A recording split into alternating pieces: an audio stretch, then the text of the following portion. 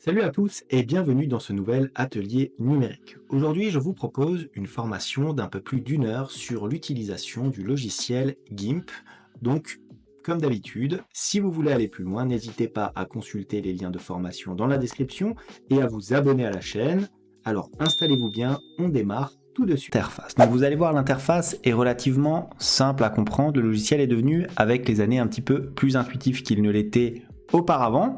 Et vous allez voir que finalement, il n'y a que peu de différence avec les gros logiciels du marché si on sait utiliser les éléments qui conviennent à 80% des utilisateurs. Donc, on a bien entendu notre page ici, GIMP, qui est composée, si vous le regardez bien, de 4 éléments distincts. On a bien entendu la barre d'outils ici, la boîte à outils qui apparaît sur la gauche comme ceci. Au milieu, nous avons ici la page prévue pour les images et à droite, regardez, on a le répertoire avec les différents calques que nous pouvons intégrer et qui seront intégrés à nos créations. Donc, bien entendu, ici sur notre barre ici d'affichage, on a quoi? On a bien entendu notre premier onglet de fichiers. Donc là, très classique, c'est un peu comme pour l'ensemble des logiciels. Si vous travaillez notamment sur PowerPoint ou la suite Microsoft Office, vous avez l'habitude.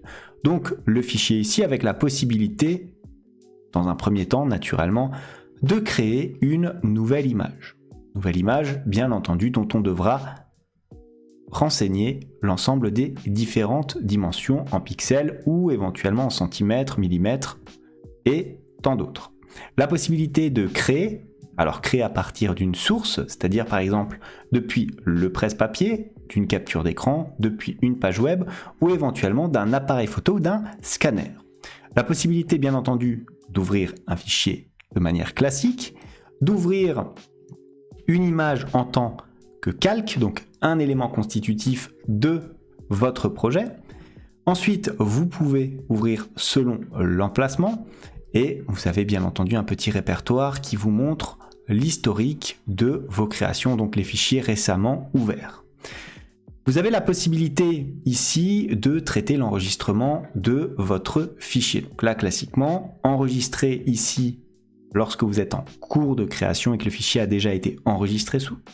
Enregistrer sous si le fichier n'a pas encore été enregistré pour le mettre bien entendu dans l'un de vos répertoires et enregistrer éventuellement une copie de l'image donc sans affecter le fichier source.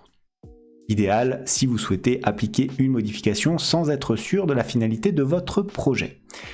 La possibilité bien sûr de recharger le fichier donc à partir de sa version initiale. Là, vous allez exporter le fichier, donc vous allez l'exporter dans le format qu'il vous convient le mieux, c'est-à-dire par exemple en JPEG ou PNG. C'est vous qui choisirez. Donc vous avez l'exportation et l'exportation sous qui fonctionne bien entendu selon le même schéma que la fonction enregistrer et enregistrer sous. Vous avez la possibilité aussi de créer un modèle depuis une image, donc depuis l'image en question. Ensuite, donc les éléments de mise en page et d'impression qui sont mis bien entendu ensemble. Vous allez passer à la mise en page et ensuite à l'impression de votre document. Vous pouvez copier l'emplacement de l'image. Alors c'est quelque chose que j'utilise pas spécialement souvent. Afficher cela dans le gestionnaire de fichiers, voilà, c'est pas très important comme élément. Vous avez la possibilité de fermer la vue, tout fermer et de quitter bien entendu le logiciel. Alors vous pouvez le faire bien sûr avec la croix en haut à droite très classiquement. Le deuxième onglet d'édition. Alors là, ce qui est très utile, c'est bien entendu de faire annuler, rétablir. De la même manière que sur Excel, lorsque vous faites un retour, c'est le même fonctionnement. Vous avez fait une erreur, vous faites annuler, vous avez constaté que finalement ce n'était pas une erreur, donc vous allez rétablir ce que vous avez fait comme étape. Vous avez l'historique d'annulation pour voir l'ensemble des enchaînements que vous avez fait sur le traitement de votre image. Vous avez bien sûr la possibilité de copier et de couper les éléments de votre image. Donc là, c'est relativement classique, j'ai pas besoin de m'étaler là-dessus. Copie visible, donc dans la région sélectionnée, coller, bien entendu, vous copiez ou vous coupez et vous collez. Coller en place, donc à sa position d'origine, coller dans la sélection en place, donc voilà des petits éléments à connaître. Coller comme, donc là vous pouvez choisir le type de collage, donc comme un nouveau calque, comme un calque en place, nouvelle image, motif, et ainsi de suite. le presse-papier, donc là pareil, je ne m'étale pas trop là-dessus. La possibilité d'effacer donc les pixels sélectionnés, ça sera assez utile lorsque l'on va traiter nos images. Remplir avec la couleur de premier plan, remplir avec la couleur d'arrière-plan, donc ça peut être intéressant, notamment lorsque l'on traitera des images avec ce qu'on appelle un fond éventuellement transparent, qui vous permettra donc d'insérer votre objet, votre sélection d'images directement à une autre image sans véritablement avoir à traiter l'arrière-plan.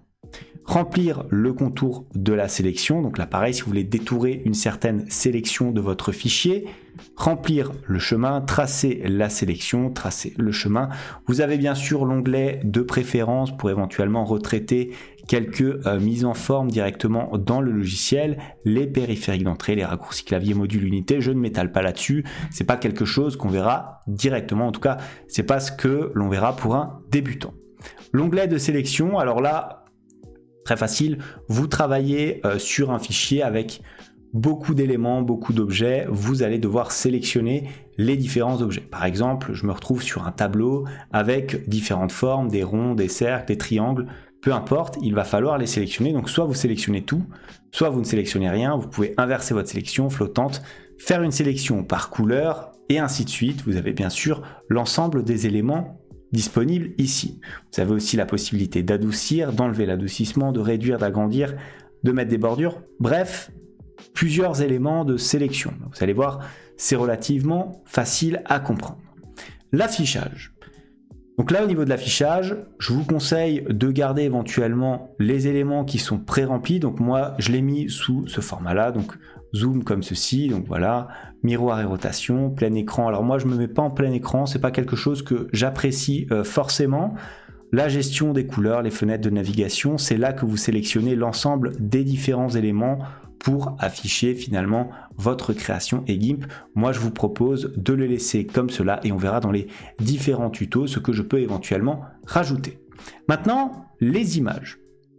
Alors bien sûr, vous aurez la possibilité de dupliquer les images, d'avoir ici des modes, donc rouge, vert et bleu. Ensuite, les niveaux de gris et les couleurs indexées. La précision, donc je propose de laisser pour l'instant sur du 8 bits. La gestion, bien sûr, des couleurs, la possibilité de transformer votre image, donc avec un effet miroir horizontal ou vertical, c'est plutôt intéressant quand vous avez notamment des bannières YouTube ou autres à créer. Modifier la taille du canevas, ajuster le canevas, enfin ainsi de suite. Renier la sélection, donc là, classiquement, si vous avez l'habitude de travailler sur Instagram, c'est des outils que vous connaissez, qu'on verra donc un petit peu plus tard. Vous avez ensuite la possibilité donc de fusionner les calques en un seul, notamment à la fin de votre création pour avoir véritablement une seule image unie et fusionnée. La gestion donc de vos différents calques que vous allez donc pouvoir traiter. Donc les calques, c'est à chaque fois des petits enchaînements d'images, donc c'est un peu comme des petites boîtes qu'on mettrait les unes au-dessus des autres et qu'on écraserait à la fin pour faire une seule et même image. Donc vous avez la possibilité de créer un nouveau calque, la possibilité de créer des groupes de calques, de dupliquer bien entendu le calque, ça peut être assez intéressant de fusionner vers le bas, de supprimer aussi le calque. Ici, d'avoir des petites sélections qui apparaissent, donc la transparence, ça c'est assez important quand vous allez créer des images, ajouter des éléments de transparence. Et la possibilité bien sûr de transformer là encore votre calque avec des rotations et des effets miroirs. Vous avez aussi la possibilité de gérer les tailles des bords du calque, les dimensions, rogner selon la sélection et ainsi de suite. Tout cela va dans la même famille, c'est-à-dire la gestion de votre calque et de ses dimensions. Vous avez ensuite la possibilité de gérer l'ensemble des couleurs, donc là c'est assez intuitif, pas besoin de m'étendre là-dessus. On a la balance des couleurs, la température des couleurs, donc c'est des effets qu'on verra, qu'on peut rajouter sur différentes images. On a la luminosité aussi qu'on peut rajouter. Là c'est plutôt pas mal, notamment pour donner un petit peu plus de vie à vos photos, ou voire même les rendre un petit peu plus sombres. Ensuite on a la possibilité d'inverser, donc voilà les différentes options d'inversion. Donc là pareil, on peut ajuster l'ensemble des contrastes et l'ensemble des compléments, tout simplement en allant sur toutes ces zones ici. On a les seuils, la possibilité de coloriser et bien d'autres choses qu'on verra un petit peu plus tard. Maintenant, élément important, notre boîte à outils. Alors sur notre boîte à outils, qu'est-ce qu'on a? On a bien sûr les outils de sélection. La sélection rectangulaire qui est très classique, elliptique, à main levée. Alors je ne vous conseille pas d'utiliser à main levée, je vous avoue que moi c'est généralement surtout rectangulaire, voire même éventuellement elliptique. Extraction au premier plan, ça sera l'ensemble des éléments qui vont pouvoir sélectionner une partie de votre projet afin de le modifier. Vous avez l'outil de peinture. Alors comme son nom l'indique, vous aurez la possibilité de traiter les couleurs soit avec une fonction de remplissage, donc remplir directement une zone entière, soit avec possibilité de dégrader, un crayon, un pinceau, une gomme. Généralement, je pense que tout ce qui est crayon et pinceau, ça va s'adresser plus aux personnes qui vont travailler sur des tablettes graphiques. Quand vous faites comme moi du traitement d'image, surtout via la souris, c'est pas forcément ce qu'il y a de plus utile.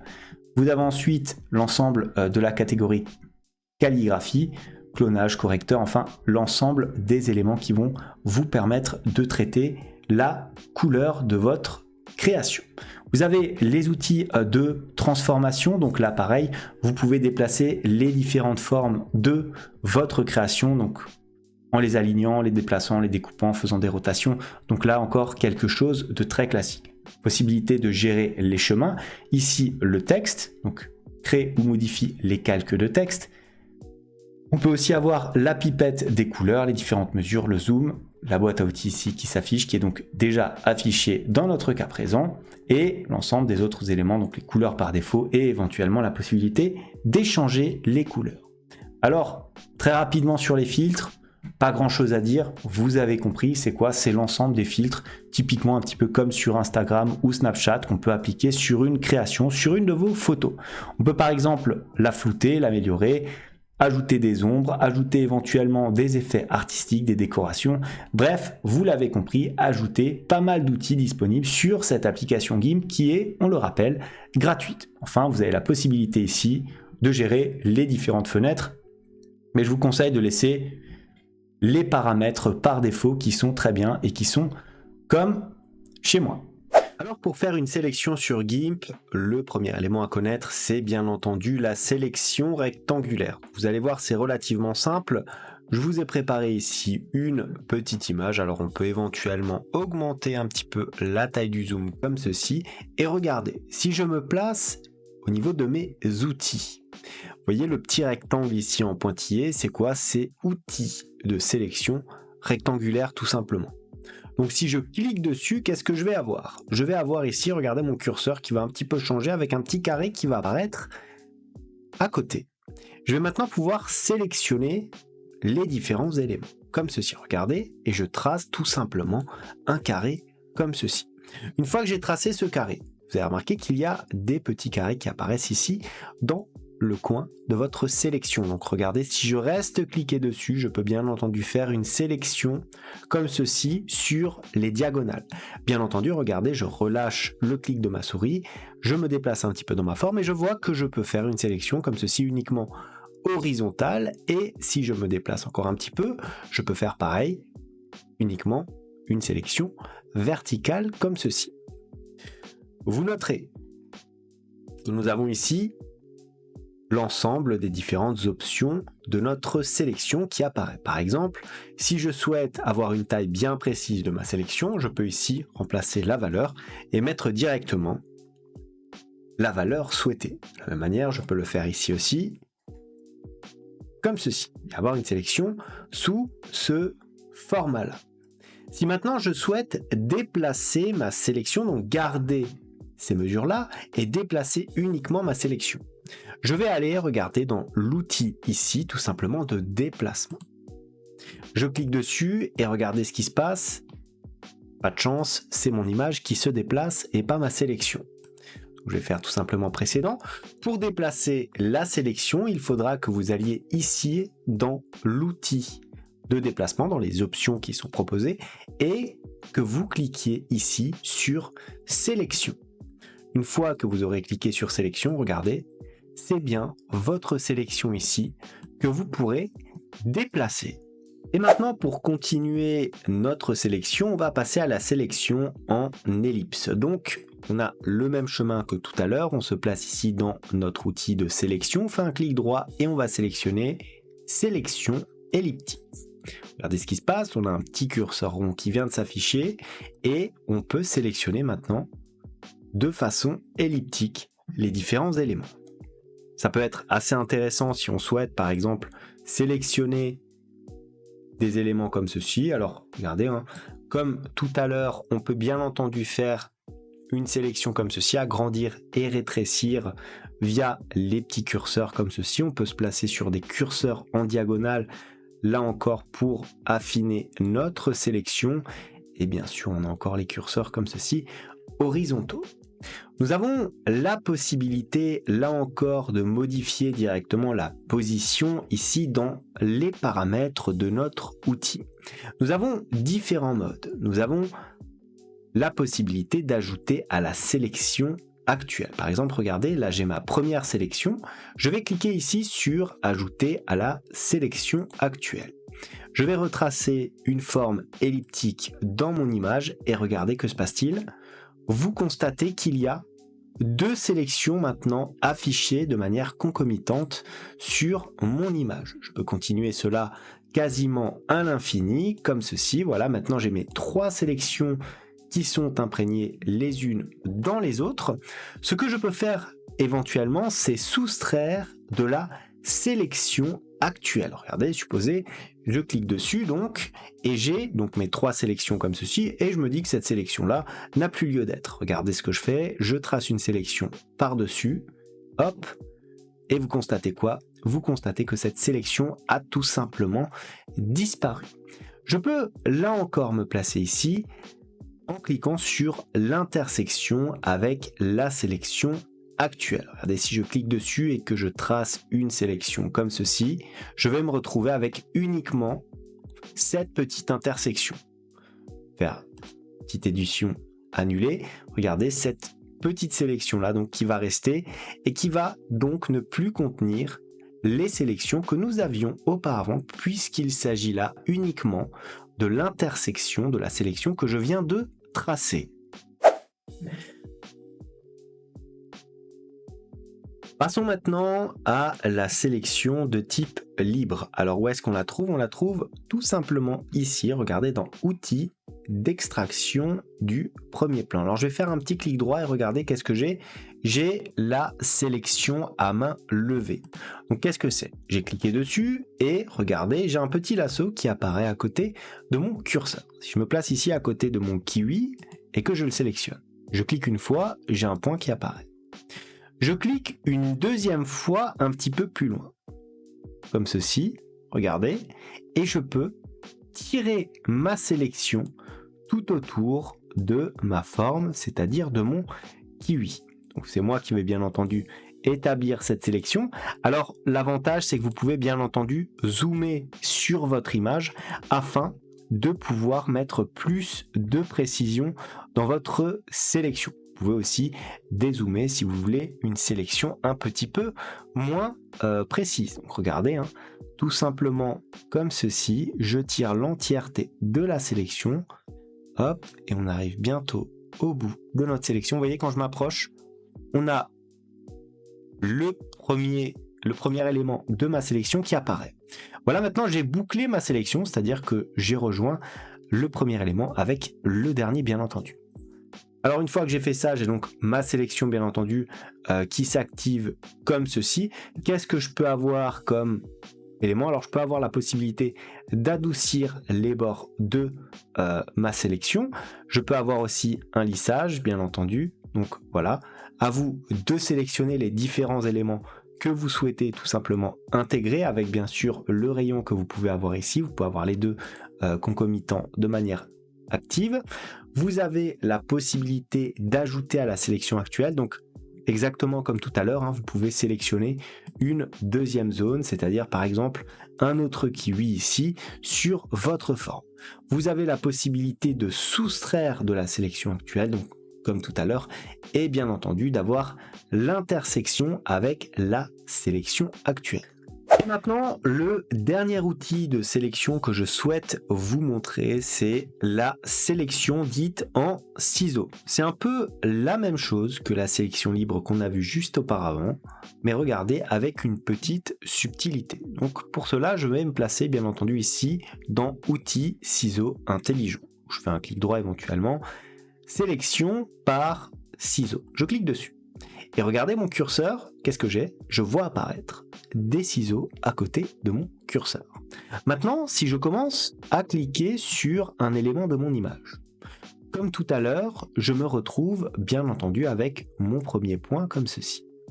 Je peux ensuite cliquer ici sur mon image. Vous voyez que le trait se détourne un petit peu différemment. Pourquoi? Parce que GIMP essaye de trouver les éléments que je souhaite découper. Donc on n'a pas des traits uniques, on a véritablement une sélection qui est faite de manière, alors à peu près, bien entendu, intelligente de ma forme. Là encore, si je veux optimiser ma sélection, qu'est-ce qu'il faudrait que je fasse? Il faudrait éventuellement que je zoome un petit peu plus en profondeur mon image. Comme ceci, regardez, je trace. On a bien notre petit logiciel qui essaye de suivre le tracé donc en vert. Hop, tout simplement, on guide un petit peu notre sélection. Voilà, voilà. Et on n'oublie pas de boucler en sélectionnant bien sûr la première petite pastille qui apparaît ici. Et une fois que tout cela est fait, qu'est-ce qu'on va faire comme sélection? On va bien entendu appuyer sur la touche entrée de notre clavier, tout simplement ici, pour valider notre sélection. Là encore, qu'est-ce qu'on va avoir comme élément? On va avoir bien entendu la possibilité d'avoir des sélections, donc ajouter des sélections à la sélection actuelle, comme on a vu tout à l'heure, la possibilité de soustraire là encore la sélection et bien entendu la possibilité de créer une intersection avec la sélection actuelle. L'intersection représentera donc la sélection active. Voilà ce que je souhaitais vous montrer sur l'utilisation de GIMP et ces outils de sélection relativement basiques qui seront bien entendu très utiles lorsque vous allez devoir découper une image pour extraire différentes informations visuelles et les coller sur d'autres images. Et on va voir un petit peu comment utiliser l'ensemble des couleurs pour créer un petit fichier et les différents éléments qui vont vous permettre de coloriser votre image. Donc, déjà, première chose à faire, vous êtes sur GIMP, vous allez créer votre image. Je vais bien sûr aller ici dans Fichier, Nouvelle image, et je vais avoir bien sûr une petite fenêtre qui apparaît ici, me proposant soit de choisir un modèle parmi une liste prédéfinie, soit de prendre une taille d'image personnalisée. Ici, on est en 1920 x 1080, c'est-à-dire le format relativement standard, et on va appuyer sur Valider. Une fois qu'on a appuyé sur Valider, qu'est-ce qu'on a? On a une page qui apparaît comme ceci, avec, vous l'avez remarqué, un arrière-plan. Alors on voit que c'est l'arrière-plan, pourquoi? Parce que, regardez, la sélection est grisée ici, sur la zone d'arrière-plan tout simplement. Je peux éventuellement enlever l'œil comme ceci, ou le rajouter pour faire apparaître mon arrière-plan. Alors, vous avez constaté, l'arrière-plan ici est noir. Si je souhaite changer la couleur de mon arrière-plan, qu'est-ce que je fais? Je peux naturellement aller ici, regardez, la couleur d'arrière-plan active, la couleur de premier plan. Si je sélectionne l'arrière-plan comme ceci, voyez que j'ai une fenêtre qui apparaît. Modification de la couleur d'arrière-plan. Qu'est-ce que j'ai? J'ai regardé ici une tablette graphique qui apparaît avec un rouge, donc on passe sur du rouge pur tout en haut à droite à du noir tout en bas à gauche. De la même manière, nous sommes aussi sur du noir tout en bas à droite. Et tout en haut à gauche, on est bien sûr sur du blanc. Vous constatez qu'on a à chaque fois la proposition ici de GIMP qui nous montre la couleur sélectionnée actuellement. Donc là, si je place le curseur à peu près au milieu, je vais avoir un rouge relativement foncé comme ceci. Et on a bien entendu la précédente couleur qui est affichée ici. Comme nous avions notre arrière-plan en noir, nous avons bien sûr la précédente couleur qui apparaît en noir ici. Nous avons des couleurs prédéfinies qui apparaissent là aussi dans ces différents éléments. Regardez, différentes teintes de couleurs que nous pouvons donc sélectionner afin d'avoir des éléments prédéfinis, par exemple un orange que je peux rendre plus foncé ou plus clair à ma guise, jaune ou rouge. Je vais choisir du blanc, comme ceci, donc couleur actuelle, automatiquement je passe sur du blanc.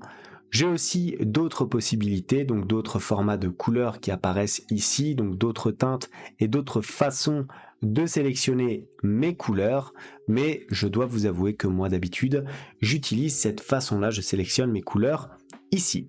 Maintenant, j'ai donc sélectionné du blanc, donc couleur actuelle en sélection, le blanc, couleur précédente en noir, j'appuie sur valider. Que se passe-t-il? Vous avez remarqué que nous n'avons pas ici un changement de couleur. Si je souhaite à présent faire un changement de couleur ici, la méthode la plus simple, ça va être, regardez, de cliquer ici sur outils de remplissage. Si je clique sur outils de remplissage, vous voyez que mon curseur a changé. J'ai une petite interdiction qui apparaît à côté de mon curseur, ce qui signifie que si je clique, je ne peux pas changer la couleur.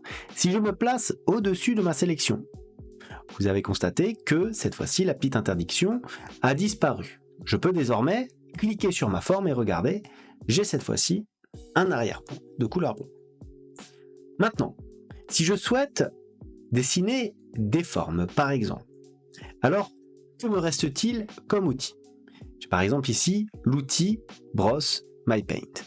Attention, je fais un petit clic droit là-dessus et je regarde ce qui m'est proposé.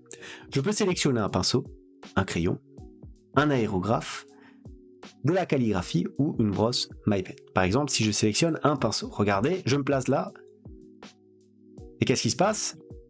Il ne se passe rien. Pourquoi?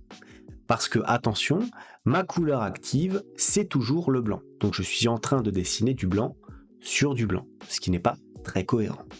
Regardez, je me replace ici dans la couleur de premier plan active, je sélectionne et par exemple, je vais sélectionner du noir comme ceci. J'appuie sur valider tout simplement et regardez, je peux tracer un petit triangle comme ceci. J'ai donc les éléments qui apparaissent de cette façon. Mon curseur ne me plaît pas trop. Donc, ce que je peux éventuellement faire, c'est faire un petit clic droit ici et changer, par exemple, alors si je prends le pinceau, je me retrouve avec la même chose. Si je fais un clic droit, le crayon, comme ceci, hop, qu'est-ce que j'ai cette fois-ci? Cette fois-ci, j'ai un petit peu moins de flou dans ma sélection et je peux dessiner de façon bien plus nette un élément. Je peux aussi faire un clic droit et sélectionner par exemple l'aérographe. Mais regardez, j'ai gardé ma sélection ici. Je vais aller regarder tout à droite dans Options de l'outil. Et qu'est-ce que j'ai? J'ai la possibilité véritablement de changer mon outil et les différents paramètres. Par exemple, je peux changer l'opacité ici. Regardez, hop, cela me met un petit peu plus de transparence. Je vais la replacer à 100%. Voilà, comme ceci. Je peux bien sûr modifier la taille. Regardez, si je l'augmente, j'ai donc des traits bien plus épais comme ceci. Je peux, regardez, si je diminue la taille, hop, à contrario, laisser sur du 1. Voilà, là j'ai vraiment un crayon qui apparaît. Je peux bien entendu modifier les différentes proportions. Alors je vais mettre une taille un petit peu plus grande pour qu'on puisse vraiment bien voir. On va se placer voilà, sur du 226. Comme ceci, vous voyez les proportions. C'est pas forcément ce qui nous plaît. Donc je vais un petit peu diminuer, hop, il vient un petit peu à la normale, comme ceci. Allez, à la moitié, voilà, bon, on va laisser en cercle comme ça. Maintenant, on peut bien sûr modifier les angles, voilà, donc faire bouger ma forme comme je le souhaite. Bien sûr, je peux par la suite remplir une forme définie comme cela. Alors maintenant, je vous propose de nous intéresser aux différents éléments de texte. Alors pour intégrer un texte déjà sur GIMP, c'est très simple. Vous allez ici dans vos différents paramètres et regardez, vous avez l'outil texte. Bien sûr, vous cliquez dessus. Une fois que vous avez cliqué dessus, regardez votre curseur dans votre zone de travail va devenir une petite croix comme ceci et vous allez tracer tout simplement, regardez ici, la zone dans laquelle vous souhaitez intégrer un texte. Je vais la tracer exprès en assez grande et je vais taper tout simplement bonjour. Comme ceci. Vous avez remarqué mon élément de texte. Donc maintenant, je vais le sélectionner comme ceci. Pourquoi? Parce que si je souhaite modifier la couleur de mon texte, il va bien entendu falloir que je le sélectionne. Petite erreur, c'est bien sûr de ne pas le sélectionner et de changer la couleur. Qu'est-ce qu'on peut faire? On peut aussi regarder, mettre déjà ces éléments en gras. Ensuite, on va se placer ici dans modifier la couleur du texte sélectionné, donc tout simplement. Et regardez, qu'est-ce que j'ai? J'ai là encore ma petite fenêtre qui donc va me permettre de modifier la couleur de mon texte. Donc par exemple, si je souhaite mettre un texte en rouge, je peux donc sélectionner le rouge comme ceci, donc soit en cliquant ici sur ma petite table de sélection ou directement dans le raccourci. Je clique sur valider, regardez, mon texte passe en rouge. Maintenant, si je souhaite mettre uniquement certains éléments d'une certaine couleur, là je pense que vous l'avez compris, il va falloir que je sélectionne, par exemple, si je souhaite mettre une lettre sur deux en couleur, qu'est-ce que je vais faire? Je vais sélectionner par exemple le O ici, je clique sur le rouge, je peux prendre ici la couleur noire et je fais tout simplement valider. Vous voyez, le O est passé en noir. Je peux faire bien sûr pareil pour le J ici. Hop, je clique sur ma couleur, couleur noire, je valide.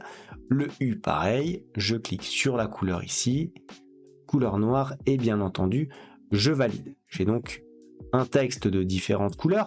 Je peux bien entendu, vous l'avez remarqué, modifier la taille de la police dans cette zone-là et le type de police dans cette zone-là. En fonction des différentes couleurs et des différents effets que vous allez rechercher, il faudra bien entendu sélectionner la bonne police et la bonne couleur de police. Voilà ce que j'avais à vous dire sur les bases de l'utilisation des couleurs sur GIMP. Donc cette vidéo est restée bien entendu très basique puisqu'il s'agit là uniquement des couleurs relativement simples lorsque vous avez à traiter une image ou un texte, l'outil chemin. Alors l'outil chemin, où est-ce qu'il se trouve? Tout simplement dans votre barre à outils ici, donc outil chemin. Et qu'est-ce qu'on a comme description? Créer et modifier des chemins. Alors pour illustrer ce petit tutoriel, qu'est-ce que je vais faire? Je vais bien entendu créer une image. Donc pour cela, je vais dans Fichier, Nouvelle image tout simplement. On va laisser, alors même, je vais plutôt mettre 1920 x 1080 pour être sur une image à peu près standard, et puis tout simplement sur valider. Donc j'ai mon image qui apparaît ici. Ensuite, il va bien entendu falloir que je clique ici sur mon outil chemin. Une fois que j'ai cliqué sur mon outil chemin, que se passe-t-il? Regardez, j'ai ici mes options de l'outil. Donc, quelque part, c'est tout ce que je vais pouvoir faire avec mon outil chemin. Qu'est-ce qu'on a en premier? On a la possibilité de tracer un chemin. Ensuite, on a la possibilité bien sûr de le modifier et éventuellement de le déplacer. On verra un petit peu après l'importance ou non d'avoir ici l'outil polygonal de cocher. Donc je vais commencer par tracer.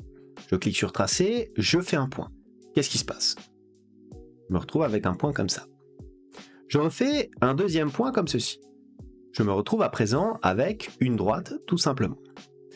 Je continue. Je trace encore un point ici. Alors là, je commence à avoir une sorte de petit triangle.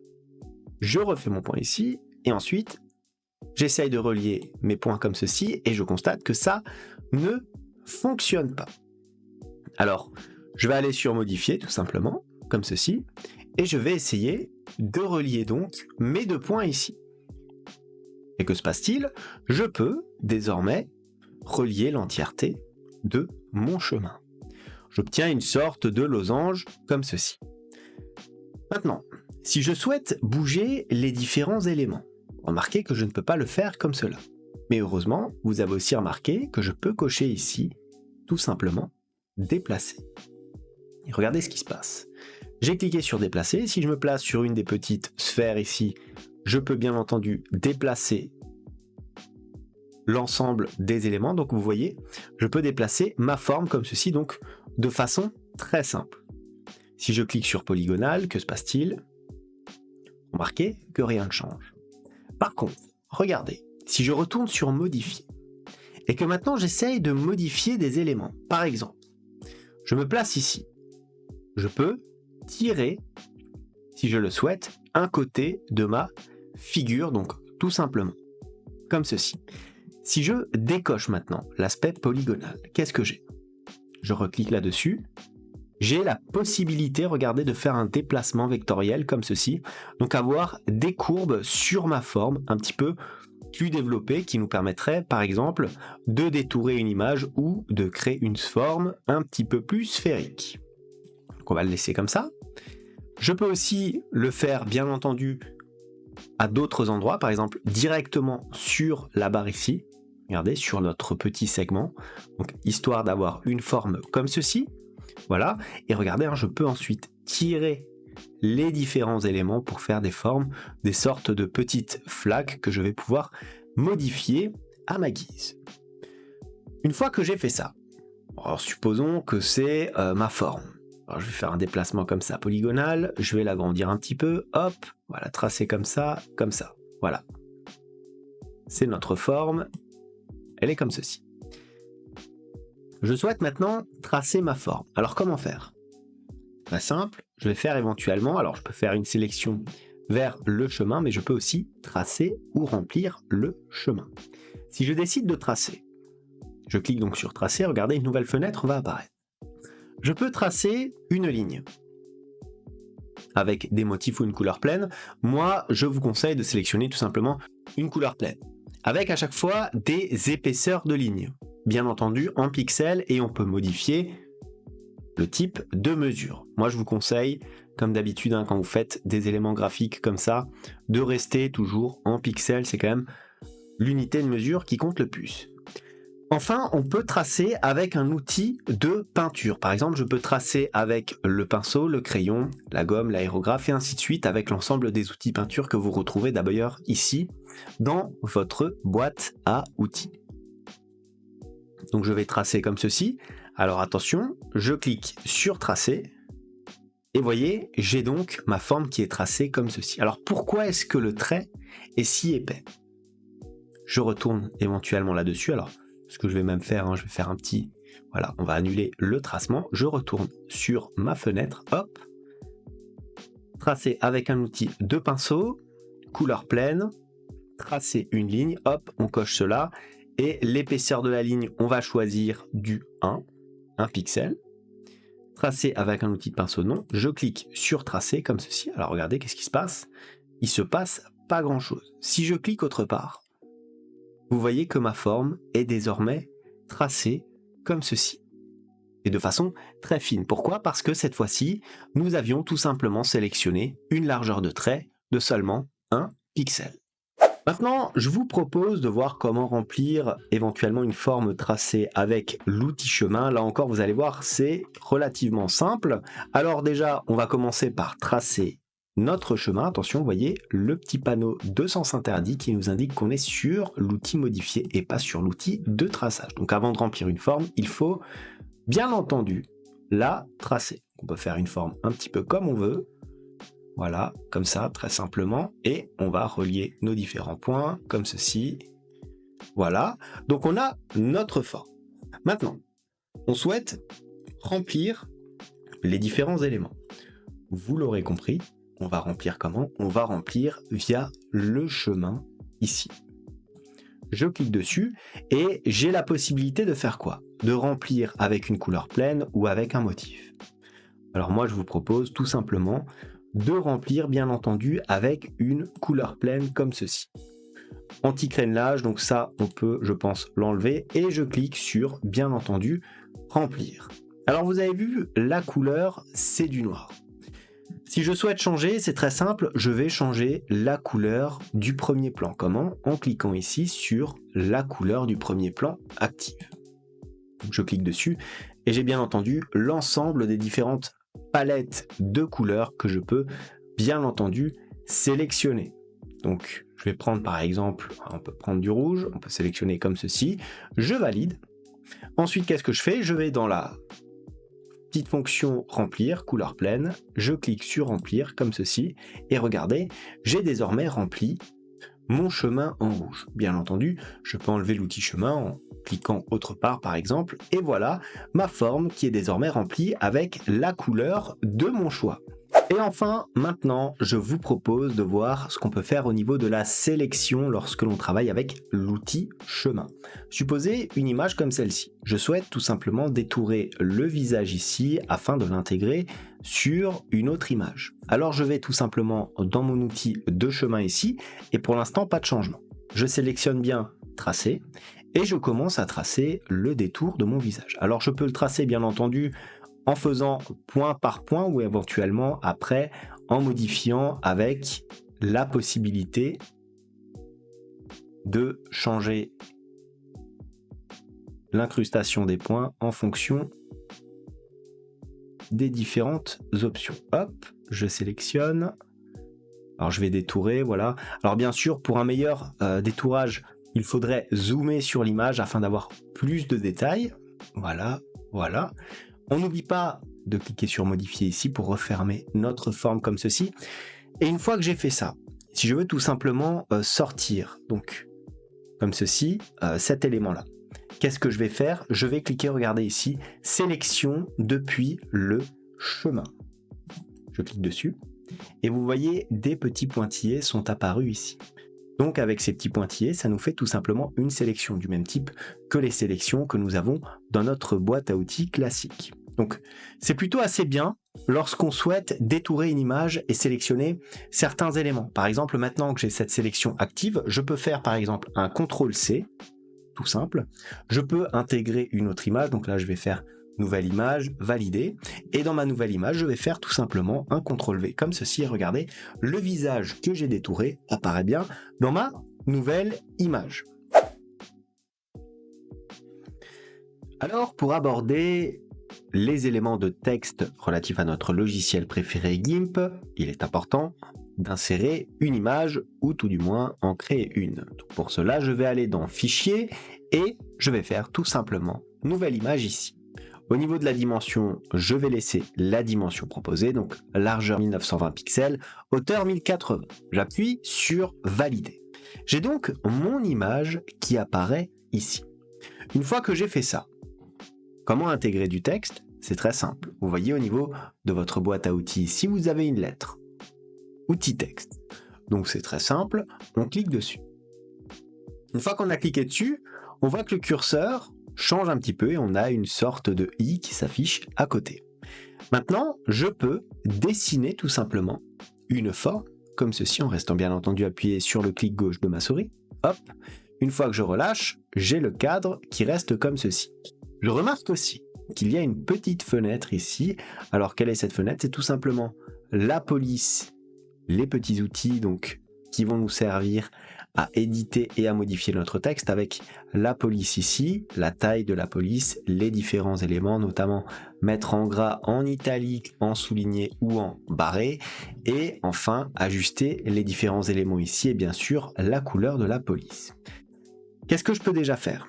Je constate que mon arrière-plan ici est blanc et que par défaut, la couleur de police est là encore blanche. Vous doutez bien qu'il y aura un problème. Donc je clique ici sur couleur de police. J'appuie tout simplement sur du noir comme ceci et je valide. Maintenant, je tape mon texte, tout simplement. On va mettre par exemple bonjour à tous, comme ceci. Voilà, j'ai donc mon texte qui est apparu ici. Vous noterez aussi que je peux changer éventuellement la police ici, donc la couleur de mon arrière-plan, je peux la changer. Je peux la mettre comme ceci en noir, donc tout simplement. Je peux le faire là ou là. J'ai la possibilité, bien entendu, via ici mon petit menu de détail de mon outil, de modifier certains éléments. Mais pour l'instant, je vais rester là. Vous constatez que je peux encore ajouter des éléments. Attention, hop, je vais laisser tout cela comme ça. Voilà, je me place ici. Espace, bonjour à tous, bienvenue dans cette vidéo. Voilà. Alors vous constatez quoi? Vous constatez que le texte tapé est un petit peu trop long pour le cadre prévu à cet effet.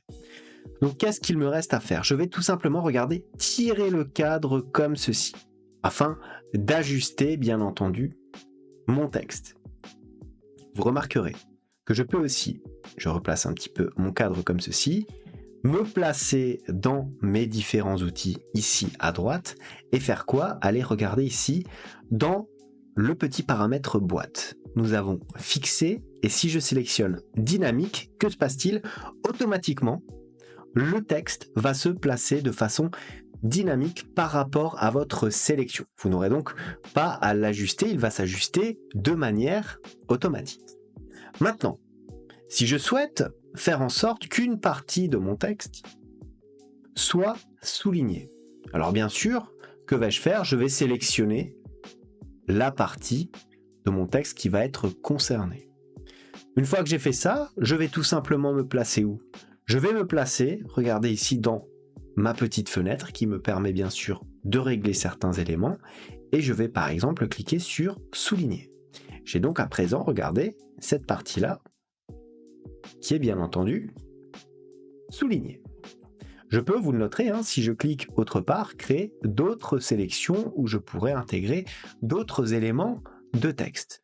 Maintenant, si je souhaite déplacer éventuellement ce texte-là, alors je peux me replacer dessus comme ceci, le sélectionner, regardez si je me place ici, et que je change ma sélection, cela fonctionne pour le texte bien entendu sélectionné, mais ça ne marche pas pour le texte en bas. Moi je vous encourage à sélectionner l'ensemble des éléments que vous voulez bien entendu modifier.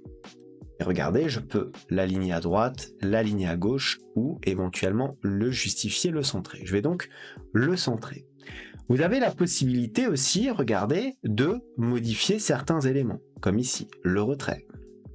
Comme ceci, forcément ici, nous n'avons pas de retrait. L'espacement, là encore, nous pouvons le modifier comme ceci. Donc regardez, laisser un petit peu plus d'espace entre nos deux textes. Et comme nous avons une boîte dynamique, cela ajuste automatiquement la taille de la boîte. Nous avons aussi la possibilité de gérer l'espacement entre les lettres comme ceci afin d'avoir un petit peu plus de place. De la même manière, et vous l'aurez compris, je peux augmenter la taille de la police de mon texte.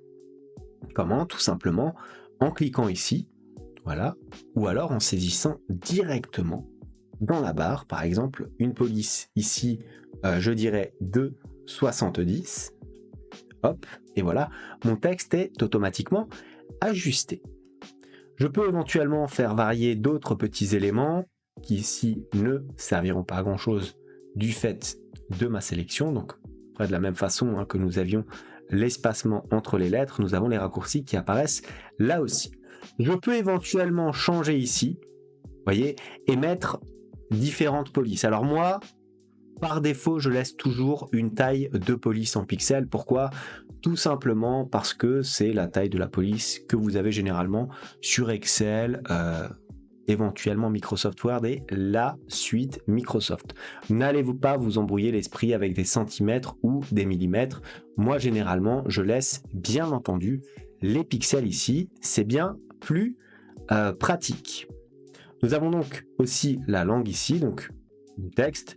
La police, alors si on veut changer la police, on peut le faire soit ici. C'est pas forcément pratique parce qu'il faut connaître le nom de la police. Vous voyez, par exemple, si je tape éventuellement un A comme ceci, je vais me retrouver avec l'ensemble des polices.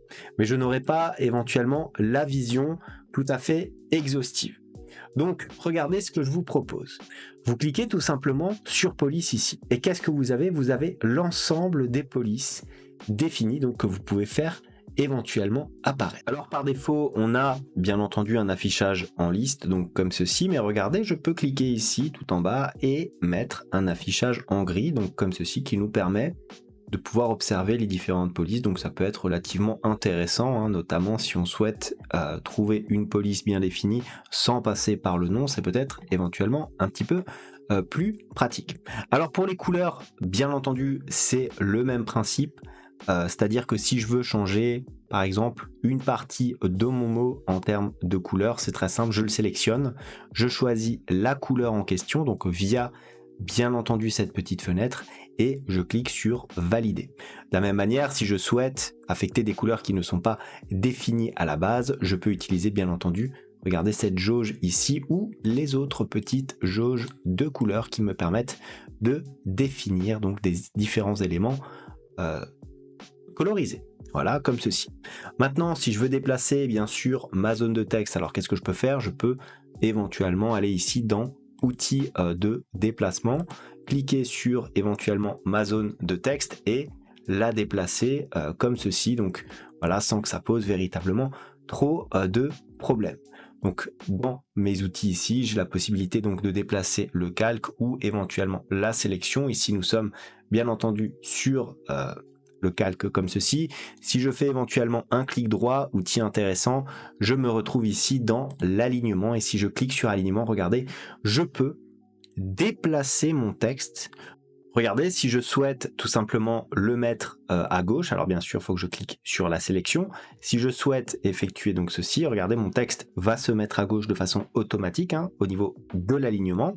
Ensuite, si je souhaite bien sûr le centrer, donc l'aligner au centre véritablement de mon image, je clique bien entendu au milieu. Et si je veux vraiment la mettre au centre de façon verticale, qu'est-ce que je fais? Je clique bien entendu ici, aligner le milieu bien sûr de la cible. Donc comme ceci afin de centrer l'ensemble de mon texte donc sur mon image. Voilà ce que j'avais à vous dire sur l'utilisation de l'outil texte dans GIMP, outil relativement simple à utiliser lorsque l'on est familier avec celui-ci. Il vous sera utile lors de vos créations, notamment de flyers, de cartes de visite ou encore d'autres éléments, et les rotations ainsi que les possibilités de rognement d'une image. Donc ce que nous allons faire bien entendu, c'est déjà insérer une image. Donc on va aller dans Fichier, Ouvrir, et on va prendre une image relativement quelconque, comme celle-ci. On appuie bien entendu sur Ouvrir, l'image va se charger et nous allons donc la retrouver bien entendu au premier plan. Voilà, donc on a notre image ici. Maintenant, si je souhaite effectuer une rotation, que dois-je faire? Je dois bien entendu sélectionner ici mon outil de rotation. Pivote un calque, une sélection ou un chemin. Donc on va voir tout ça, je clique dessus. Alors, permet de faire une rotation de calque, donc je me place sur mon calque. Effectivement, il y a une rotation de mon image. Vous constatez qu'il y a l'apparition ici d'une nouvelle fenêtre avec l'angle qui est ajustable de façon directe, donc je peux éventuellement mettre l'angle directement souhaité. Je peux le faire varier comme ceci. Je peux faire varier aussi le centre X et le centre bien entendu Y, donc les différentes valeurs, à l'horizontale mais aussi à la verticale, et je peux éventuellement ensuite réajuster ou effectuer et valider ma rotation comme ceci. Donc je clique sur rotation et regardez, ma rotation est à présent validée. Nous avons aussi la possibilité ici d'avoir les options de l'outil. Alors moi, je vous conseille de laisser ici en normal vers l'avant. En arrière, je vous avoue que je ne l'ai jamais utilisé, je vois pas trop l'utilité. Ensuite, on a les types d'interpolation, donc ça, on peut laisser aucune pour l'instant. Afficher un aperçu de l'image, donc ça on peut le laisser aussi, aperçu composé.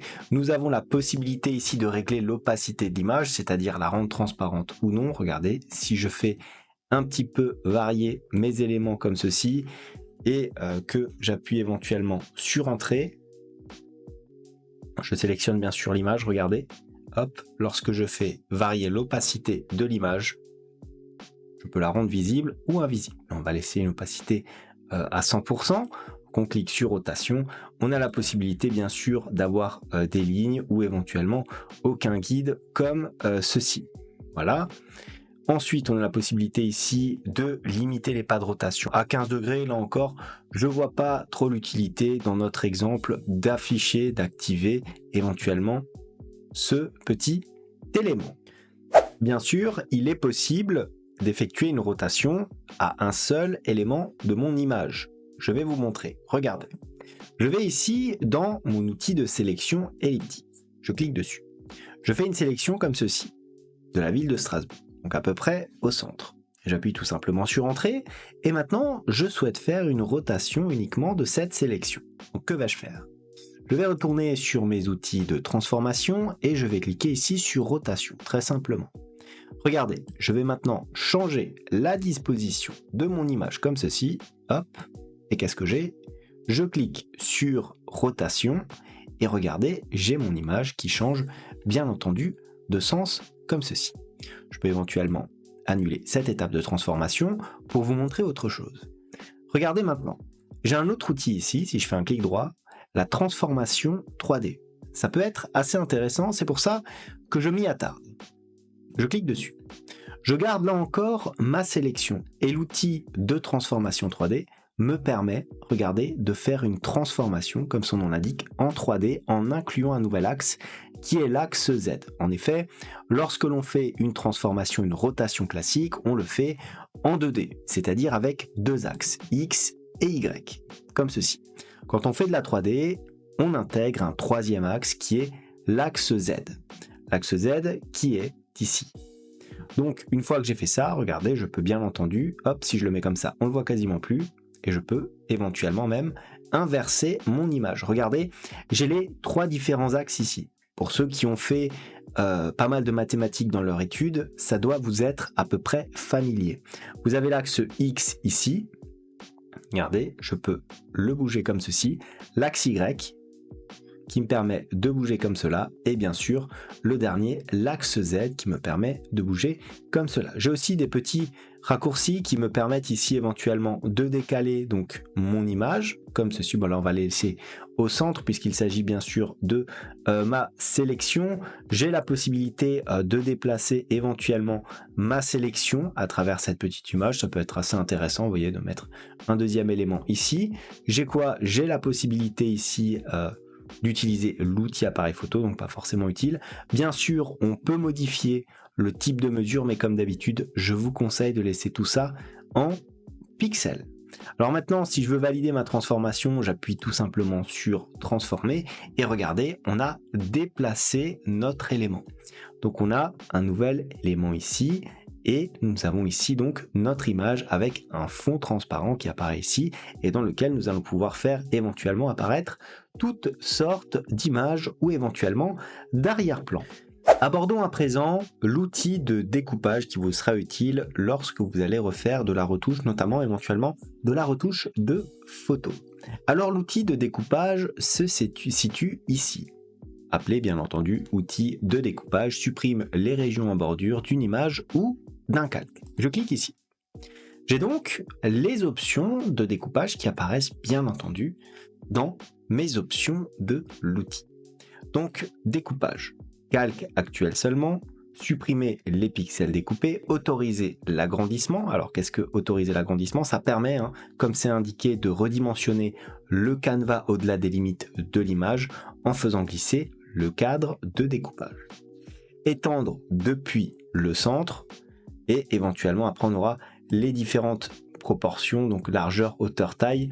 Moi je laisse généralement fixe comme ceci. On a la possibilité de changer les mesures directement ici. La position aussi a changé, donc là je vais laisser parce que pour l'instant je n'ai pas touché à mon image. Et nous avons bien sûr la taille, la mise en évidence, éventuellement l'opacité à régler, les lignes de centre, les réductions fusionnées et ainsi de suite. Mais je vais vous montrer, c'est relativement simple. Donc vous voyez, on a notre outil de découpage caractérisé par un petit ciseau à côté de notre curseur.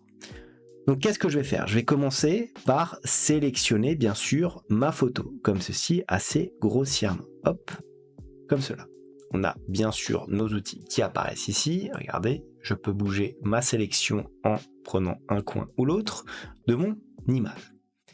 Qu'est-ce que je souhaite faire? Je souhaite supprimer les pixels découpés parce qu'on n'aura pas besoin des pixels ici au bord de notre image. Donc je clique ici, suppression. Et maintenant, j'appuie éventuellement, hop, je retourne sur mon image, regardez, je sélectionne et j'appuie bien entendu sur Entrée. Vous voyez, que se passe-t-il? J'ai bien entendu mon image qui apparaît comme ceci. Maintenant, vous avez remarqué quoi? Vous avez remarqué que la ligne ici n'est pas droite. Comment faire? C'est relativement compliqué de tracer comme ceci un outil de découpage. Donc, il va falloir effectuer une rotation. Avant de faire la rotation, je vous propose, hop, comme ceci, de tirer un petit repère de notre image, comme ceci. Voilà. Et on va aligner notre image à ce repère-là. Donc pour cela, très simplement, on va retourner, comme tout à l'heure ici, dans notre outil de rotation. Je me place sur mon calque et j'essaye de le placer à peu près correctement pour effectuer donc une rotation qui me permettra, comme ceci, d'intégrer les différents éléments. Je clique sur rotation et regardez, on est déjà bien plus droit qu'auparavant. Maintenant, si je souhaite découper cela, qu'est-ce que je fais? Je retourne bien entendu sur mon outil de découpage et je vais sélectionner cette zone-là à découper, afin d'avoir l'ensemble des différents éléments. Alors attention, je sélectionne l'image comme ceci, hop, voilà l'ensemble de mes données. J'appuie sur Entrée et regardez, je me retrouve avec des éléments en moins. Voilà comment découper finalement une image de façon relativement simple. Ensuite, nous pouvons répéter cette opération comment? En zoomant par exemple, afin d'avoir bien entendu plus d'éléments à découper et pour pouvoir découper de façon bien plus utile. Regardez par exemple si je passe à du 200%, là je vais pouvoir faire un découpage bien plus précis, presque pixel par pixel, vu la faible qualité de mon image. Et donc, d'optimiser la visu, je vais commencer par intégrer une image. Donc, pour ce faire, très simplement, je vais aller dans Fichier, Ouvrir, je vais sélectionner une de mes images. On va prendre par exemple le Captain America. Je vais cliquer sur Ouvrir. Regardez, mon image apparaît donc ici. Donc, qu'est-ce que j'ai au niveau des calques? Vous remarquerez que j'ai un onglet ici, Calque. Si je clique dessus, j'obtiens différents éléments qui me permettent de créer un nouveau calque, un nouveau depuis le visible. Donc là, on crée un nouveau calque depuis ce qui est visible dans cette image. Un nouveau groupe de calques éventuellement. On peut dupliquer un calque. On peut fusionner vers le bas. Là, comme nous n'avons pas encore créé de calque, bien entendu, cette option est grisée. On peut bien sûr supprimer le calque. On a différents éléments ici, pile, masque, transparence, transformer et ainsi de suite. On peut bien entendu modifier les tailles du calque de différentes manières et nous l'avons ici. Nous avons aussi bien entendu la possibilité de renier son contenu. Maintenant, pour intégrer un calque, alors regardez ce que je souhaite faire. Je vais par exemple prendre ici un outil pinceau, donc très simplement, et je vais par exemple mettre du rouge comme ceci. Voilà. Je souhaite pouvoir faire bouger cela, c'est-à-dire que je vais aller ici dans mon outil de déplacement et je vais vouloir tout simplement bouger la couleur que je viens de créer ici. Remarquez que je bouge l'entièreté de l'image, ce qui n'est pas pratique. Je vais annuler mon déplacement et je vais annuler ici ce que j'ai fait tout à l'heure. Pour intégrer un calque et donc me permettre de bouger la tâche que j'ai créée auparavant, comment est-ce que je vais faire? Je vais me placer éventuellement ici et faire un clic droit Nouveau calque ou tout simplement aller dans Calque et cliquer sur Nouveau calque. C'est la même chose. Donc on a le nom du calque. Là, on met exactement ce qu'on veut et on a les différentes options. Donc la marque de couleur. Donc moi je vais pas mettre de couleur ici. Pourquoi? Tout simplement parce que je vais déjà remplir par transparence. L'objectif sera bien entendu de pouvoir déplacer mon calque avec la forme prédéfinie. Donc je ne vais pas toucher à toutes ces options. Je clique sur Valider. Vous remarquez qu'on a ici dans notre panneau une nouvelle page qui est apparue, c'est bien entendu notre calque. Avec, vous le voyez quand c'est grisé, un format transparent. Donc imaginez qu'il y a une feuille transparente au-dessus de notre image. Dès lors, je vais pouvoir cliquer ici sur mon outil pinceau et regardez, je retrace tout simplement ici mon nuage.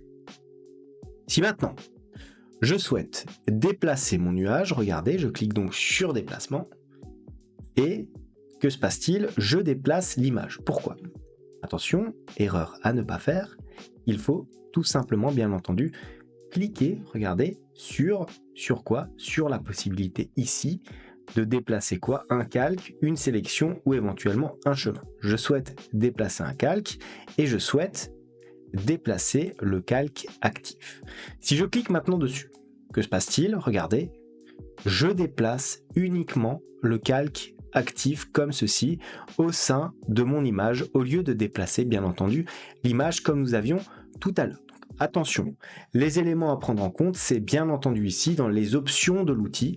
Veillez à déplacer le calque actif lorsque bien entendu je ne souhaite déplacer que l'élément créé au sein de mon calque. Et bien entendu, autre piège qu'il faut éviter, il faut bien sûr sélectionner votre calque. Il ne faut pas avoir la sélection active sur votre image. Bien sûr, lorsque l'on utilise les calques, il ne faut pas oublier que nous pouvons prendre une autre image qui va nous servir de calque sur notre image de base. Par exemple, on a là encore notre image de base ici. Si je souhaite intégrer une autre image qui va être utilisée en tant que calque, je vais aller dans Fichier ici et regardez qu'est-ce que j'ai Ouvrir en tant que calque. Je clique dessus et je vais sélectionner éventuellement, hop, ici, à prendre par exemple Iron Man. Je clique sur ouvrir et regardez ce qui va se passer. L'image va donc s'intégrer donc petit à petit sur l'image précédente en étant un calque. Regardez, on sait que c'est un calque, pourquoi? Parce que là, il y a un nouveau calque qui a été intégré à mon image. Donc une fois que j'ai fait ça, je peux bien sûr redimensionner mon image. Donc qu'est-ce que je peux faire? Je peux éventuellement aller regarder dans sélection ici, donc on peut peut-être sélectionner différents éléments en étant via une sélection rectangulaire ou pas, et ce que je peux éventuellement faire, c'est redimensionner l'image. Alors comment est-ce que je vais la redimensionner? Vous l'avez remarqué ici via ce petit symbole, je fais un petit clic droit, transformation unifiée. Je clique dessus. Je clique à présent sur mon image et qu'est-ce qui se passe? Je vois tout simplement les bords de mon calque avec quoi? Avec des petits losanges et des carrés qui me servent à modifier la taille de mon image comme ceci. Regardez, donc je peux bien la déplacer. Attention à bien sélectionner l'image en question.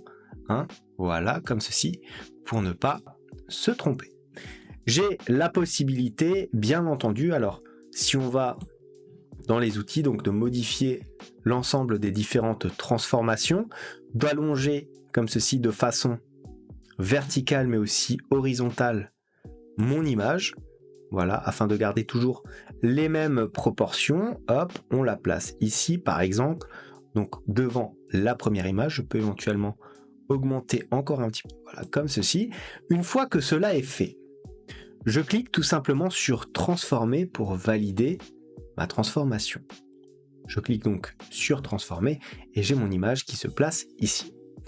Je retourne éventuellement dans mes calques et maintenant que je crée cette image, je souhaite tout simplement faire quoi? Faire une fusion de mes deux images pour en avoir une seule. Pour ce faire, je vais faire un clic droit et regardez, je peux tout simplement aplatir l'image comme ceci pour en faire une seule et unique. On va voir un petit peu comment jouer avec plusieurs calques à la fois et comment on peut éventuellement les superposer et changer leur ordre.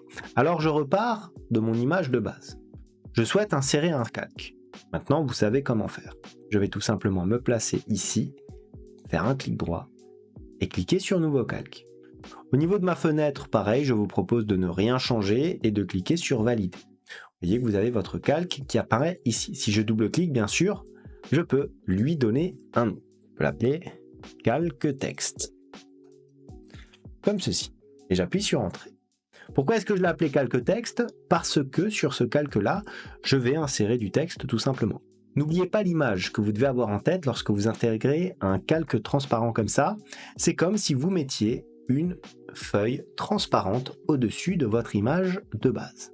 Donc maintenant, je clique ici sur Outils texte. Je me place sur l'image, hop, je sélectionne comme ça et je tape mon texte. Donc on va l'appeler Captain America, tout simplement. Je sélectionne mon texte et je diminue un petit peu la taille de la police. On va mettre par exemple du 30, on augmente même un petit peu, voilà, on met tout ça en gras. Comme ceci, c'est très bien. Alors regardez, hop, je me déplace. Au niveau des calques, vous avez remarqué que le texte ici apparaît sur un calque indépendant. Donc pour le faire apparaître sur mon calque de base, qu'est-ce que je vais faire? Je vais faire un clic droit. Et regardez, je peux ici avoir la possibilité de fusionner vers le bas. Donc fusionner ce calque avec le premier calque visible en dessous, c'est-à-dire le calque créé auparavant, le calque texte. Je clique dessus et regardez, je n'ai plus qu'un calque. L'avantage, maintenant si je clique ici sur outils de déplacement, lorsque je vais déplacer mon calque, je vais avoir uniquement l'écriture qui va se déplacer. De la même manière, si je me place sur mon image de base et que je déplace, je n'ai que mon image qui va bien entendu se déplacer. Hop, je fais un retour. Maintenant, je peux bien entendu intercaler un autre calque. Comment? En faisant un clic droit tout simplement, et là encore, nouveau calque. On peut l'appeler éventuellement calque couleur, comme ceci. J'appuie sur valider. Mon calque se place donc maintenant juste au-dessus de mon image de base et en dessous du calque précédemment créé.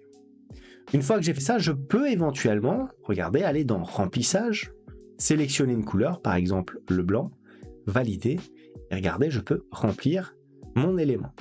Qu'est-ce que vous constatez? Vous constatez que l'ordre des calques va jouer. J'ai rempli un calque ici avec mon outil de remplissage, donc il a rempli en blanc mon calque. Mais vous avez remarqué qu'il se situe en dessous du calque texte. Ça veut dire que le texte apparaît encore.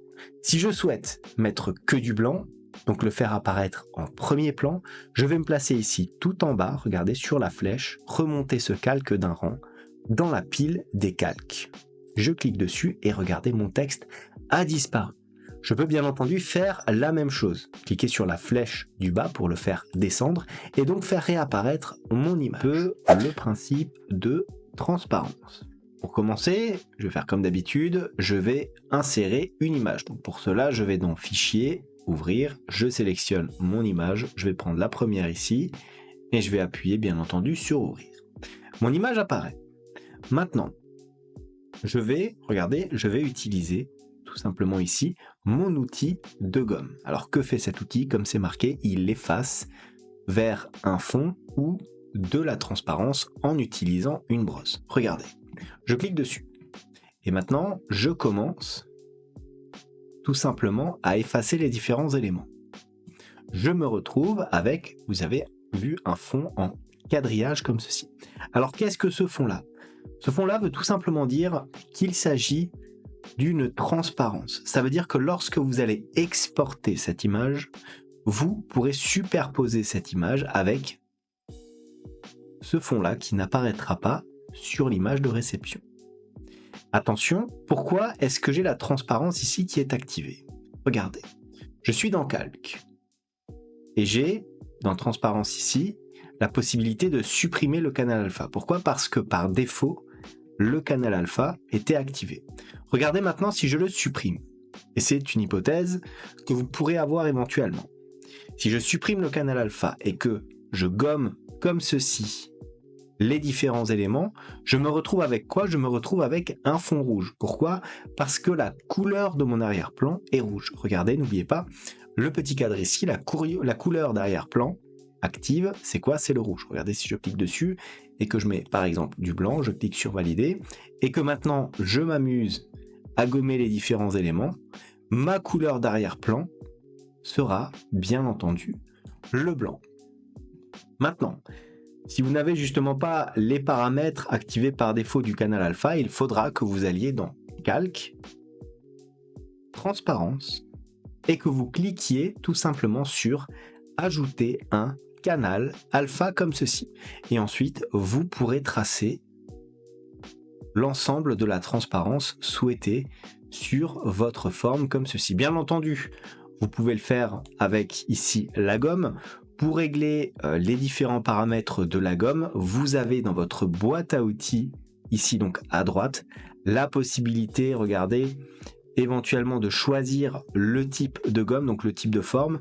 Moi j'ai pris une forme comme celle-ci, assez sphérique, relativement simple. Vous pouvez faire varier la taille ici, vous voyez, la taille varie comme ça, je vais un petit peu diminuer, voilà. Un petit cercle.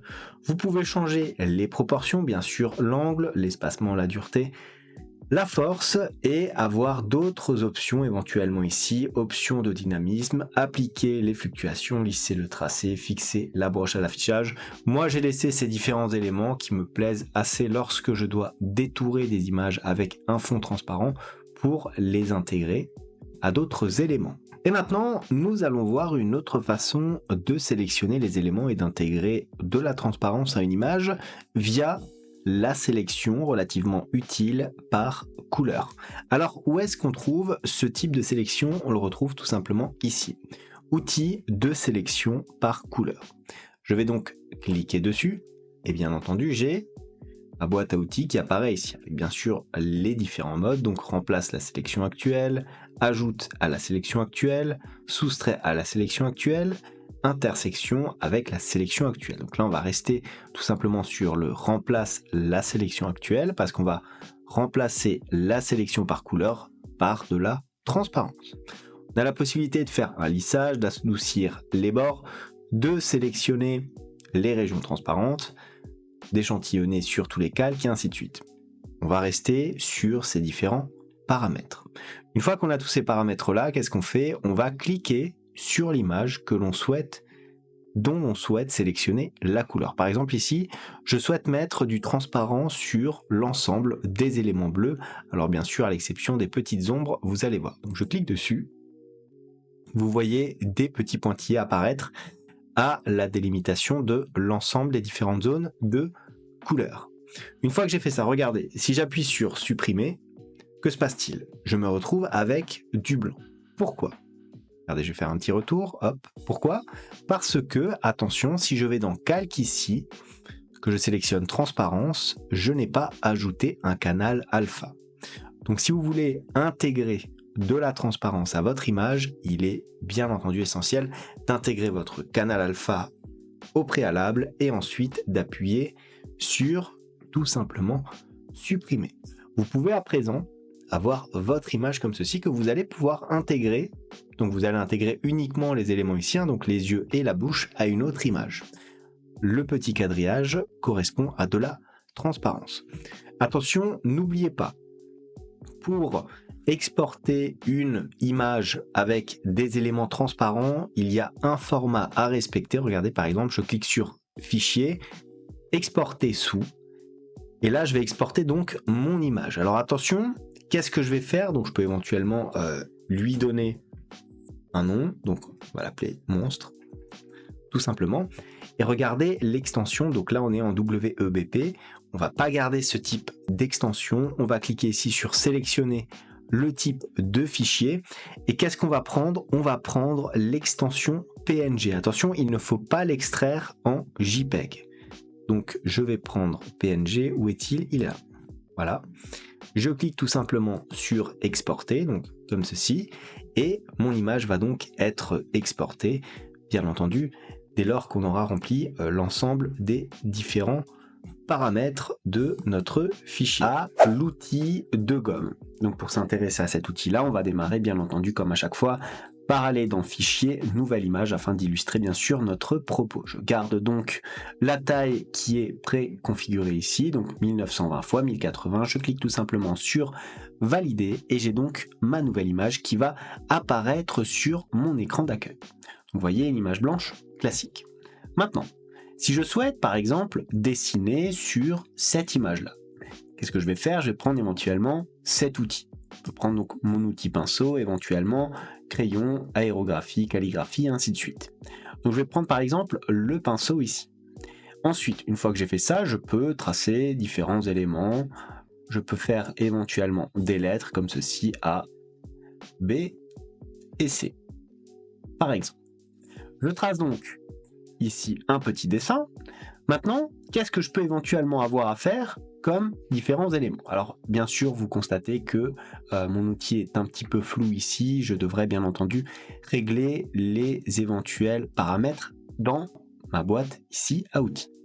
Maintenant, je souhaite effacer ces différentes informations. Alors, comment faire? Je vais me placer, par exemple, ici, dans l'outil de gomme. Qu'est-ce qu'on a dans cet outil-là? Efface vers un fond ou de la transparence en utilisant une brosse. Alors, je clique dessus. Vous voyez, mon curseur est à peu près le même. Je vois ici que nous sommes passés dans des outils relatifs à une gomme. Qu'est-ce que j'ai dans ces outils? J'ai tout d'abord la taille taille de mon cercle comme ceci. Regardez, si j'augmente, hop, j'ai un cercle un petit peu plus gros. De la même manière que si je diminue, j'ai un cercle bien plus petit. Les proportions, que je peux donc régler comme ceci, donc vous voyez, hein, avec un cercle qui est un petit peu plus, disons, aplati, ou un cercle qui repasserait sur quelque chose de normal. Je vous avoue que les proportions, je ne les change généralement jamais. Je change surtout la taille. Ensuite, on a bien sûr l'angle, voilà, comme ceci. Regardez, hop, on a l'angle qui se met comme ça, l'espacement, la dureté et la force. Donc, si on change un petit peu la dureté, on se retrouve avec une brosse qui efface directement en un trait. Si on la diminue, l'effacement se fait un petit peu moins fortement. Pareil pour la force. Ensuite, j'ai d'autres éléments ici. Donc, la dynamique de la brosse. J'ai la possibilité d'appliquer la fluctuation, de lisser le tracé de ma brosse, de fixer la brosse à l'affichage. J'ai aussi la possibilité ici de sélectionner le paramètre incrémentiel, donc chaque coup de tampon a sa propre opacité. J'avoue que je ne le sélectionne jamais. Ignore le flou de la brosse active et éventuellement l'anti-effacement. Donc là, je peux d'ores et déjà effacer ce que j'ai fait auparavant. Je vais augmenter la taille pour que ce soit un petit peu plus simple. Hop, comme ceci, regardez. On a la possibilité donc d'effacer les différents éléments. Comme ceci. Vous avez remarqué qu'en effaçant, je me retrouve avec du blanc. Ce qui n'est pas anodin. Pourquoi? Parce que, regardez ici, dans mes deux petites icônes, j'ai la couleur de l'arrière-plan active qui est en blanc. Si maintenant je le change, je clique donc dessus et je sélectionne par exemple du vert. Je valide et que j'efface. Vous avez constaté que maintenant, qu'est-ce que j'ai? J'ai tout simplement du vert qui apparaît comme ceci. Pourquoi? Parce que nous avons tout simplement changé notre couleur d'arrière-plan. La gomme, en effet, va faire apparaître l'arrière-plan à chaque fois que vous allez enlever différents éléments. Vous voyez, là j'ai gommé du blanc et du rouge et il n'y aura que du vert qui va apparaître. C'est la couleur d'arrière-plan qui détermine bien entendu la couleur de votre gomme. Ensuite, je peux éventuellement aller dans mes calques et je vais rajouter un élément qui est relativement intéressant. Et il s'agit de l'élément de transparence. Vous voyez, par exemple ici, je me retrouve avec du vert comme arrière-plan. Mais il peut arriver que je souhaite gommer des éléments afin qu'ils soient transparents. C'est-à-dire, lorsque vous allez intégrer votre image, l'élément transparent sera en quelque sorte une vitre qui va se superposer de façon transparente à une nouvelle image. Donc, j'ai ici mon image, donc arrière-plan. Si je fais un clic droit, qu'est-ce que j'ai? J'ai les propositions habituelles. Et j'ai la possibilité ici d'ajouter un canal alpha. Regardez, je clique dessus. J'ai donc un canal alpha. Et cela, qu'est-ce que ça fait? Maintenant, si je gomme, regardez, je me retrouve avec un petit quadrillage. Le petit quadrillage, quand vous le voyez comme ça veut dire tout simplement que votre image sur cette zone-là sera transparente. Par exemple, si je rajoute et que je décide de superposer cette image à une autre, et ben l'autre image va faire apparaître ici ce petit élément.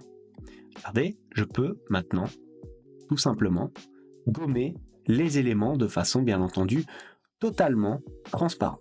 Si je souhaite revenir en arrière, bien entendu, je peux faire un petit clic droit ici et supprimer bien entendu le canal alpha et regardez, automatiquement, je me retrouve avec ma couleur d'arrière-plan sélectionnée ici. L'outil barbouillage déjà s'exerce sur une image ayant plusieurs couleurs. Une image ayant une couleur unie, l'outil barbouillage n'aura même pas du tout d'utilité, de la même manière que le flou n'a pas d'utilité sur une image unie. Maintenant, où se situe l'outil de barbouillage? Il se situe ici, je fais mon petit clic droit et je sélectionne tout simplement barbouillage ici. Voilà. Alors, comment est constitué cet outil? C'est très simple, il s'agit bien sûr, regardez, d'une brosse au niveau de mon curseur, donc quelque chose de très classique qui fonctionne finalement un peu comme le principe du pinceau ou éventuellement de la gomme. Pour aller voir l'ensemble des options qui me sont proposées, comme d'habitude, je sélectionne ici options de l'outil.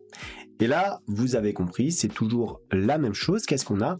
On a tout d'abord la possibilité d'avoir une taille de brosse. Regardez, mon curseur est comme ceci. Si j'augmente un petit peu la taille, mon curseur est bien plus gros. Nous avons aussi la possibilité ici de gérer les proportions de la brosse, l'angle que je touche assez rarement, les espacements de la brosse, la dureté de la brosse. C'est relativement utile ici lorsqu'on fait du barbouillage, vous allez voir pourquoi, et la force. Vous pouvez ensuite, bien entendu, et comme d'habitude, gérer les dynamiques de la brosse, donc basique simple. Je peux sélectionner d'autres dynamiques si je le souhaite. Je peux par exemple prendre dynamique off, histoire d'avoir véritablement mon outil de la façon la plus brute possible. L'option ici de dynamique, appliquer la fluctuation, lisser le tracé et ainsi de suite. Tous ces outils relativement classiques lorsque vous gérez une brosse. Maintenant, passons aux choses sérieuses. Je souhaite utiliser mon outil de barbouillage. Alors regardez, si je vais ici sur du bleu, que se passe-t-il? On voit qu'il y a un petit peu de barbouillage, mais on ne comprend pas trop ce que cela représente. Regardez maintenant, je vais un petit peu zoomer mon image. Je vais me placer ici sur l'épaule de mon personnage. Je vais diminuer la taille de ma brosse. Comme ceci, regardez. Que se passe-t-il? Je barbouille dans cette zone-là.